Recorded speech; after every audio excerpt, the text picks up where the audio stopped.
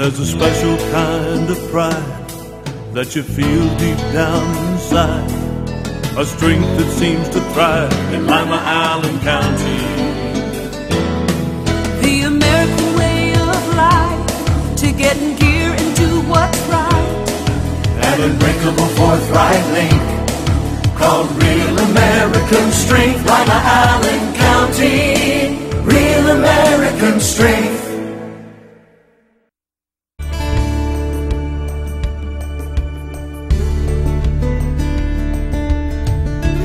Keeping you up to date with what's happening in your community. Community Focus on GTV2. Thanks for joining us today on Community Focus. I'm Ann Decker. How safe is your house? Well, hopefully it's all set up with smoke alarms, sprinkler systems, whatever it takes. This is Mark Heffner. He's Lima's fire chief, and he's going to help us find out just how safe your house is. Hi, Ann. Thanks for having me. Sure. Something I'd like to bring up, this something you don't consider. Society nowadays seems like every 2 years we have to upgrade our phones, every 3 or 4 years we upgrade our computers and all our technology because technology changes. Daily. Something we don't think about are life safety features in our homes. Smoke detectors is a good example. Most of us still have the same type of smoke detectors we had 20 years ago. You put a battery in it, you stick it on the wall, you're done. Forget about it. You might want to consider, and I'm asking people to consider, looking into new technology. This new smoke detectors are just they're outstanding, they're fabulous. They speak to one another, they talk, and they actually do speak. There are various manufacturers, but what we found out is children don't respond well to loud sirens. It often does wake young children.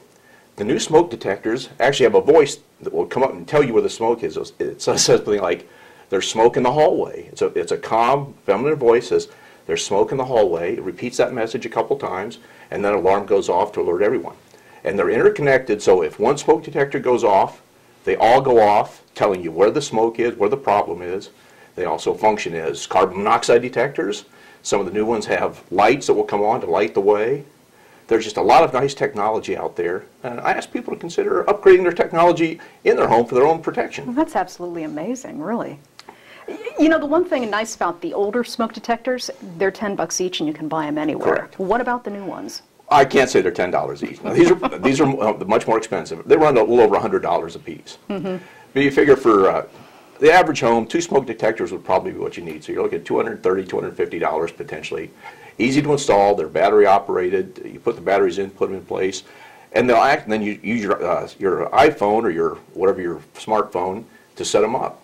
And if something happens, you will actually get a message on your phone saying a fire alarm is at your home.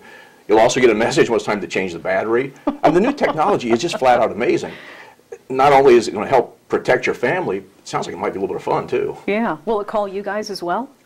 They haven't set up that technology, but I would expect that's coming soon. Okay. Probably coming very soon. Okay. Is smoke detectors the only thing we need to be concerned about? Yeah, I'll tell you what, there's something else that people might want to consider, and this is particularly if you're building a new home. Take a look at residential sprinkler systems. They're a lot less expensive than they used to be because of some legislation allowed for plastic piping, et cetera. The things that really don't matter to the consumer, except for the fact it keeps the prices down. They're reasonably priced now, particularly for new construction. You don't have ugly heads in your ceiling. I mean, the ceiling like you see in a grocery or you see in a warehouse. They're tucked away. They're hidden. They'll fit into your house very well, and they'll protect the house and your lives in case of a fire. Mm-hmm. It's good technology. It's old technology, and basically requires no maintenance for 20 or 25 years. Well, that's a good deal. So you can retrofit an old house, or you can retrofit an old house if you're building new. Correct. It's more expensive to retrofit an old house. So the recommendation would be, if you're looking to build a house, just consider that as part of your plan for the new construction. That's probably the easiest way to go about it. I think we should also talk fire extinguishers, too. I know the one I've got at home came with the house, and I haven't looked at it since. You do need to check your fire extinguishers here. I don't know what the recommended time is, but if you keep it in the closet, every once in a while you poke your head in the closet and see if it's still in the green. Most of them have a little dial, red, green, green good, red bad. If it's red, throw it out and get a new one.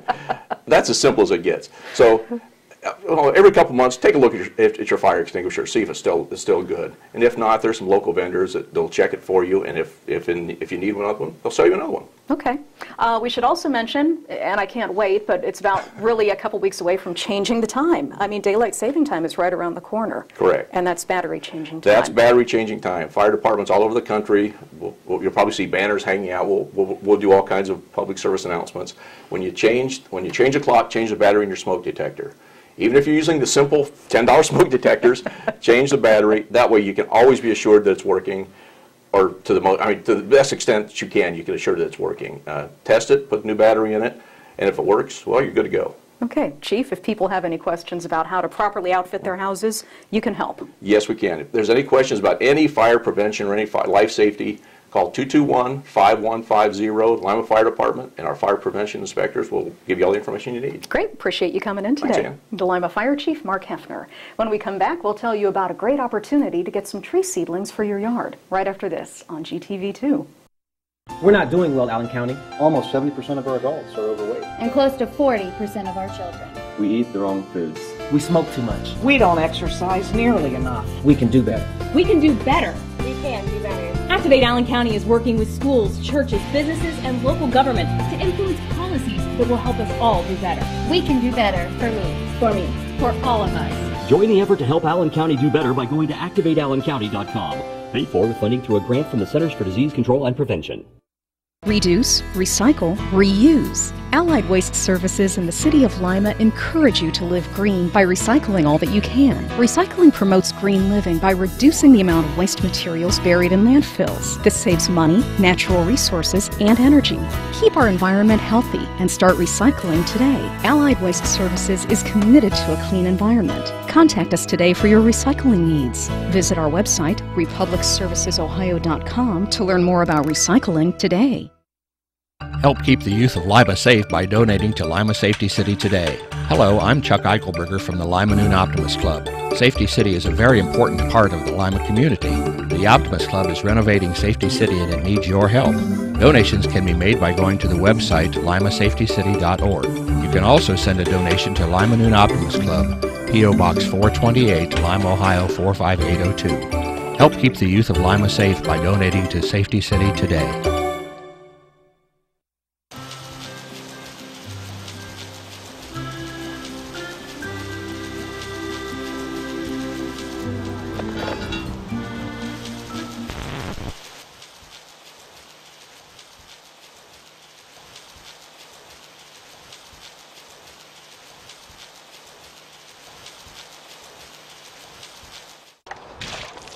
Storm drains lead to the river. Our river is closer than you think. What are you doing to protect it? We're back on Community Focus. I'm Ann Decker, and Jane Higby is in the studio today. She is with the Allen Soil and Water Conservation District. And if you're thinking spring, so are they. This is tree seedling sale time. Believe it or not, you may not be able to dig a hole right now, but you can order the tree seedlings. Right. What do you have for us? We have 26 different varieties of individual trees. We also have 4 packets, which come in think a bundle of between 10 or up to 50. If you want to share with someone, or if you just want a good variety, those are good options. The prices typically are about between $13 for the lowest end and about $22 or $26 for the highest end, just depending on like what you're looking for. And you've really got, I mean, the ornamental trees, the hardwoods, everything. Right. We have evergreens, we have hardwood trees, we have flowering shrubs. We also sell, like flags if you want to mark them in your yard so that, you don't hit them with your lawnmower in the spring. Yeah, because we need to make it clear, you're not buying a full-grown tree. No, you're getting seedlings. You're buying a stick. Right, most of them, and it does say on the website in the tree form exactly how big that they are. We do have some that are transplants, which the root ball is bigger, but the seedling is still small.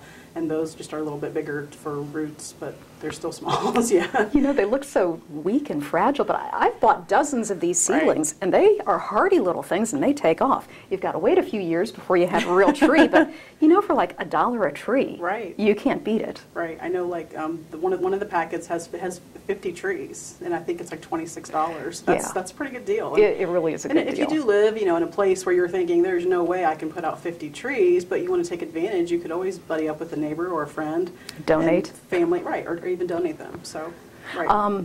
How long are you taking orders till? The deadline is March 3rd, which is coming up in like less than 2 weeks. Yeah. You can order from the website. We have a PayPal link to every tree that's there. You can just go there. Tree sales is on the front page. You can click on that, and you can order yourself that way using your credit card. Or if you don't want to do that, you can stop by the office or even mail your payment in. And where is your office?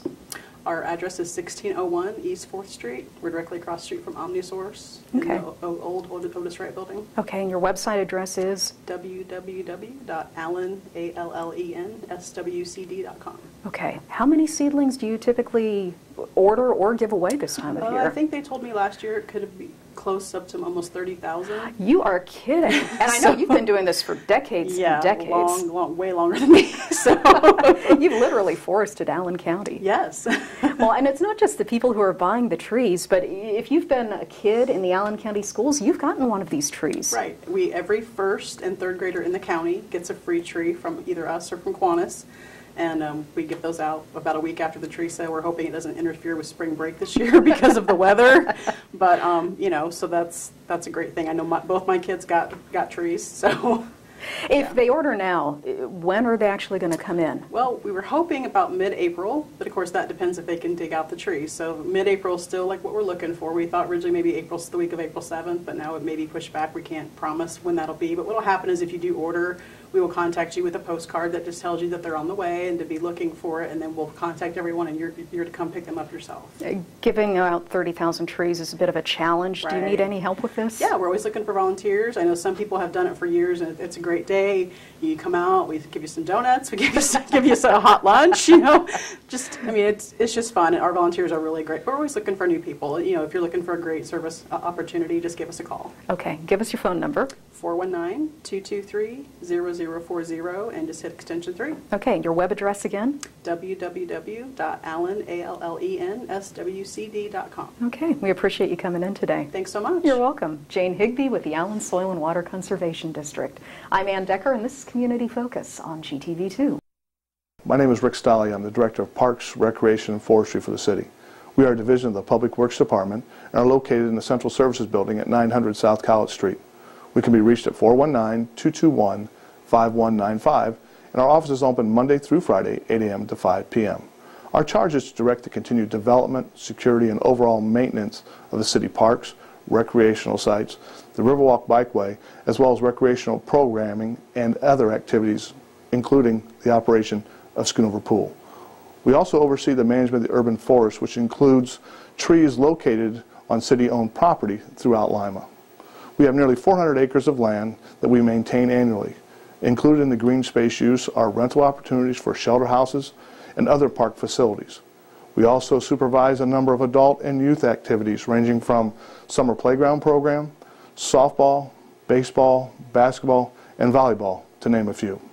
Our rangers see to the safety and security of not only the parks, recreational sites, and rec programming, they also assist with the surveillance of the reservoir system for the city. Do you know what to do when you hear the community warning sirens? The sirens are activated anytime the public is in life-threatening danger. When you hear the sirens, go inside and turn on your radio or television for more information. If you're outside and unable to take shelter, get in your car and listen to your radio for more information. Follow the instructions carefully.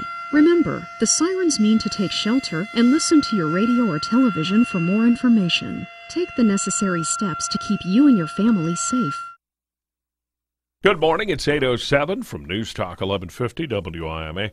Tuesday morning at this time, we welcome representatives of the city of Lima. We are certainly pleased to welcome Lima Mayor Dave Berger with us. And Mayor, we knock on wood, hoping that this will be maybe the final little burst of winter for this season. The calendar semi-argues for that, huh? You'll agree? Well, we are, toward the end of, I guess, the middle of February yet. Right. I think we've still got a solid 30 days to go before. Ooh, stop with that. Before it's all over. But it would be nice to see what's on the ground now melt and we get a fresh start. I think all of us have a sense that whether it's on our residential streets or in the commercial areas like the downtown, where we've got snow built up and stacked, it's beginning to be a problem for drivers. It's certainly a problem for pedestrians. Yep. And so having a melt that removes it all, I think would be a very good thing. All right, we look forward to that, certainly, and obviously the concerns about flooding and things of that nature, and officially the Level 1 roadway advisory for Allen County is now canceled, so that's a good thing. That doesn't mean go really fast. It's just an official cancellation. But any kind of preemptive thought about dealing with flooding, or certainly Lima's been more fortunate than some other cities to the north? Well, I think the flooding here is normally pretty localized along the river. We certainly have the basin in Furrow Park that kind of acts as a catch-all for floodwaters. Sometimes as well, it reaches into the along the river out by Shawnee Road. That tends to be the area that's most severely impacted when we have a lot of rain and snow melt. So I think that in general, it will depend upon just how warm it gets and how much rain we get. If it's a slow melt, it shouldn't be a problem at all. Right. If it's a very quick melt, then of course we'll have that flooding. We will also have areas where catch basins will be filled with ice. Folks will need to pay attention to that, and if possible, help to keep those clear so that, in fact, the streets can drain as well. No question. That behooves those in the neighborhoods to be wary of that because there's no doubt. We saw that a month or more ago when we had a bit of a meltdown on one occasion, and then we had a lot of leaves, things of that nature, clogging some of those. So that could happen all over again, couldn't it? It'll repeat itself there. And again, I think the severity of it depends upon how warm, and the forecast does have us getting potentially to the mid-50s by Thursday. So that could be warm enough to see things go pretty quickly. All right. We look forward to that, certainly, and so much for the weather. A whole host of things to touch on with the mayor this morning, and including your calls if you're interested in chiming in at 224-1150 is the number. Yesterday, city school officials had an open house for Lima Stadium, and of course the plans are set. The west side of the grandstands are coming down, and I think it's pretty exciting, Mayor, because that's going to be quite a jewel when it's completed for the community, not just for the obvious athletic events, but for the community at large. And really that whole setting there by the stadium, abutting Bell Fountain Avenue, the city has some interest in that, correct? Well, we had the cooperation of the R. Hale Foundation a number of years ago, who stepped into, at my request, to purchase property along Bell Fountain Avenue. We have a design for a park that would front the stadium, and we're in the process of and have been for some time, looking for funds to be able to develop that. And that would allow us to carve the hill down there in front of the stadium. Would also potentially move the scoreboard, which now the back of the scoreboard faces Bell Fountain. We'd like to see that move to the other end. And then a really, I think, wonderful look at what's going on at the stadium emerges for the traveling public as you go up and down Bell Fountain. So I think this project that the schools are undertaking with the demolition of the west side stands really is something that I think they've thought a lot about the alternatives, because it has been a historic structure dating back to the days of the WPA. But much like the circumstances on the east side, the stadium really rotted from the inside of the pillars and posts and the stands, and there's almost nothing they can do to restore that. They've tried multiple times to repair and to restore, but it's to the point where it just cannot be saved. So I think there's been real satisfaction with the metal stands that was erected about a half a dozen years ago on the east side, and there's an expectation that I think the west side stands will be equally useful, safe, and attractive. Yeah, I think it's going to be very exciting. You're going to have a 4,500, almost 5,000 seat venue for all kinds of possibilities. It'll be a moderately large outdoor venue for this community, right? I think it'll be a great a place for what is now, because of the artificial turf, the best place for not just football but also for soccer events go on there. And by making it even more attractive and visible, I think we'll see localized events, but also more regional events taking place as well. All right, and of course, the tip of the iceberg also, you mentioned a little bit about what the city has planned. Let's take a phone call this morning. 224-1150 is our number to call. Alan from Lima is with us. Alan, you're on with the mayor. Go ahead. Yes, sir. I walk around town quite a bit, and I walk under the underpasses over the railroads in town, and I notice quite a bit of pigeon droppings on the pavement that the kids have to walk back and forth through to school. What can the city do about cleaning that up?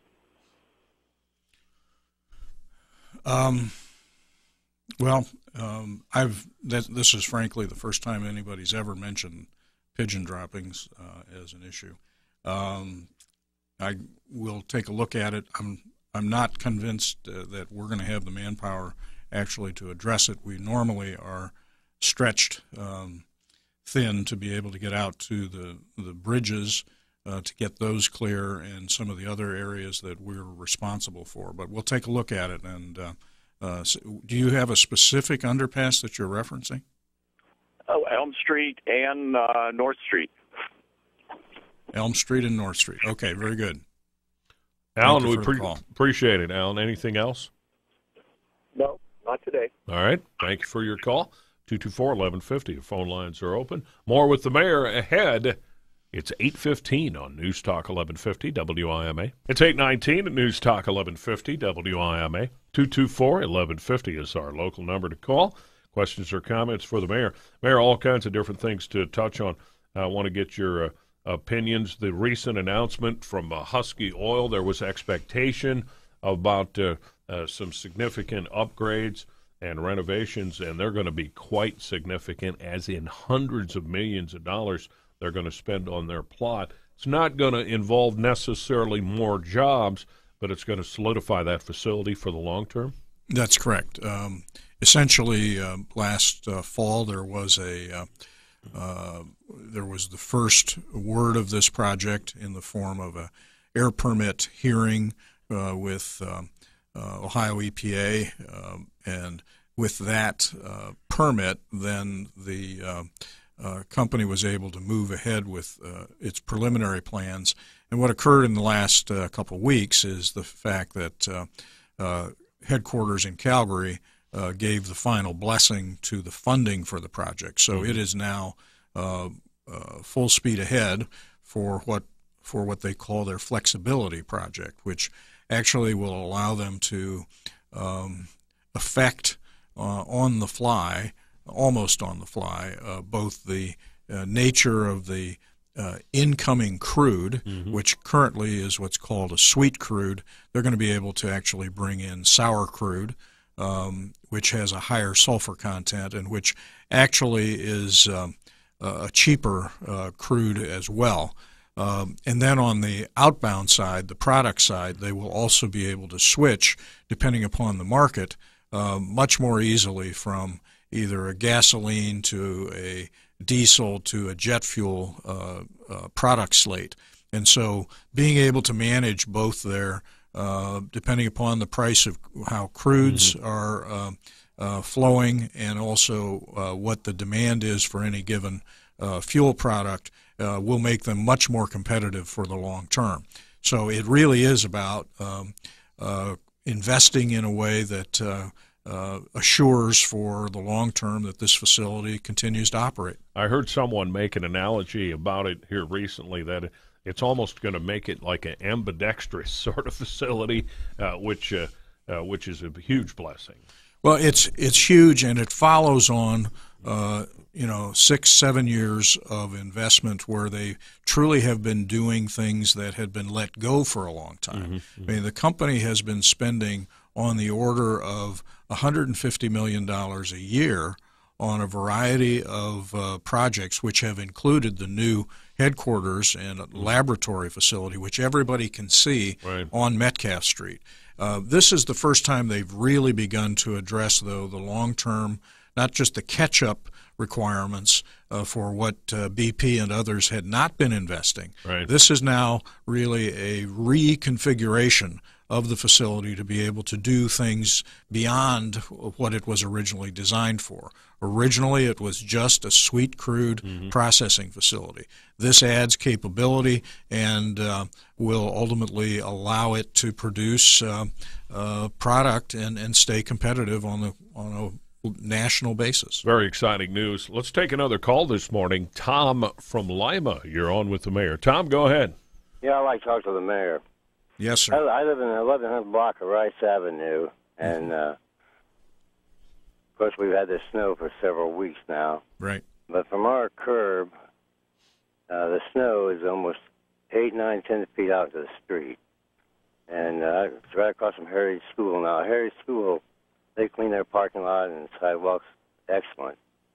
But they need a front end loader or something to get rid of some of this snow. I get my car cleaned out and take it over to the parking lot at the school, and I can't come over here and I can't park my car in front of the house. Or somebody comes to my house, they have nowhere to park. And then I went downtown yesterday, down North Street and James Avenue where the roof shop used to be. The walks. There's nobody, on those all four corners, nobody ever cleans the snow. These kids come from school and stuff, they can't even walk. Yes, sir. I mean, somebody ought to do some investigating and find out what's going on. Well, the first thing that's going on is lots of snow that hasn't disappeared. And we ask for folks' cooperation. We have been issuing some citations. But that can only get so much done because, frankly, there are parcels that have been abandoned or where owners truly don't pay attention to what's happening. And so the ability to get things cleaned up for pedestrians, whether it's students or whether it's, I mean, there's a lot of folks trying to get around in motorized wheelchairs at this point. There's all kinds of needs for pedestrians to get about, and the snow truly does get in the way. Frankly, I've had, I was just commenting as we were off the air to Mike, I've had numerous people call me and ask that we, the city, clean up all the sidewalks in at least a 2-block area of every school in town. Well, there are among, if you just count up, my last count was that there are 21 public and parochial schools in our community. The city does not have an army to put out there to be able to provide that level of service. We must depend upon the property owners, upon the residents, upon the businesses to, in fact, take care of these public right-of-ways. Short of that, then we also have to rely on Mother Nature, and I'm truly hoping for everybody's sake that this warm-up, this latter part of this week, will truly help with all of this. Everybody, now there's short tempers, there's lots of people that are fretting and fuming about everything from not only the expectation that somebody needs to take care of this, but also those that are elderly and who can't get out. There are folks who are ill and in the hospital, and they haven't been able to give one thought to taking care of this. There's all kinds of reasons why things are the way they are. Right, and what happens is, and Tom, I'm sure you'll agree, different settings and situations, you can shovel it once or twice, and then we've had so much snow that people just fall behind, and once you get behind, sometimes you get so far behind you can't catch up, and it becomes a bad situation. That's kind of what you're talking about, huh? Well, our sidewalks, like I told you, I'm 73 years old, and I go down the street about 4 or 5 houses to the east. I go about 4 or 5 houses to the west. I clean them excellent. Yes, sir. Plow comes by. What's he do? He throws he's doing a good job, but the snow flies right back on the sidewalk. So an hour later, I got to go back out and clean again. I understand. But I'm just telling you, there is a lot of snow on there. Yes, and we've both been trying to work with property owners, but also try to deal with these situations. And certainly the police department just last week was beginning to also haul some properties, some cars. We've had a lot of streets where we haven't been able to get down to do proper snow plowing because we've had cars parked and not been moved for 4 to 6 weeks, and they're covered up. So we are working at all of these issues, but we must depend upon fundamentally the cooperation of folks taking care of their properties. Tom, we appreciate your call, and we obviously share your concerns. 8:28, 2 public hearings coming up soon. Want to mention before you go, Mayor? We do have a public hearing this Thursday. It'll take place at Freedom Elementary. I believe it's at 5:30. This concerns a proposed project that will involve the rebuilding of Higby Street from its intersection at on the east side with Bell Fountain Avenue all the way west to Pine Street.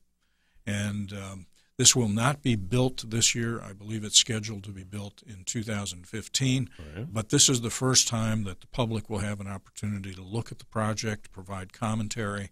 Again, this is at Freedom Elementary on Calumet on Thursday. All right. The second public hearing is several weeks away. It's on March the 18th. It'll be in Lima City Council chambers, and it will be on the new air permit for the Lima Energy project. As you may recall, Lima Energy did have an air permit for the project as it was originally configured. In their discussions with the Ohio EPA, they discussed would it be better to amend the previous permit or simply file for a new one, based upon the fact that the project has fundamentally been refocused from making electricity to making liquid petroleum product. The decision was made to file for a new air permit. So the public will have an opportunity to hear about that and to understand its details March 18th. I believe it's 6:30, Lima City Council chambers. All right, all kinds of interesting things going on, not the least of which a hope-for meltdown to some degree starting in the next number of hours through the next few days. That's something we all can agree on, right, Mayor? We can all hope for and applaud as it happens. Mayor Berger, we appreciate you coming in as usual. Have a great day. Thank you, Mike. We're not doing well, Allen County. Almost 70% of our adults are overweight. And close to 40% of our children. We eat the wrong foods. We smoke too much. We don't exercise nearly enough. We can do better. We can do better. We can do better. Activate Allen County is working with schools, churches, businesses, and local government to influence policies that will help us all do better. We can do better for me. For me. For all of us. Join the effort to help Allen County do better by going to activateallencounty.com. Paid for with funding through a grant from the Centers for Disease Control and Prevention.